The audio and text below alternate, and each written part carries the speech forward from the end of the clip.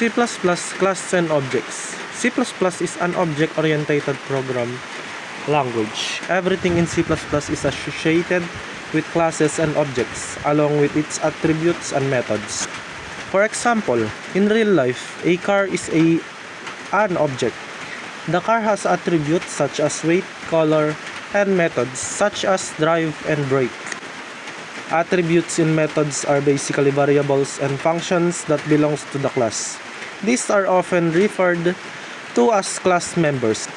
A class user-defined data type that we can use in our program, and it works as an object constructor or a object blueprint for creating objects. Now, as you can see, I already made a C++ class and objects.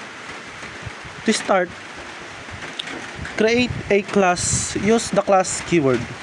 The class keyword is used to create a class called person. The public keyword is an access specifier, which specifies that members, attributes, and methods of the class are accessible from outside the class. You will learn more about access specifier later. Inside the class, there is an integer variable int name and a string variable string name. When variables are declared within a class, they are called attributes.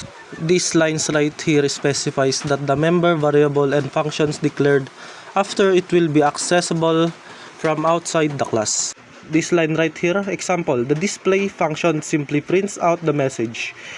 This is a void display function. By using cout, the return type void indicates that the function does not return any value. It just performs an action which is printing out the message. This line is the declaration of the main function which returns an integer int type.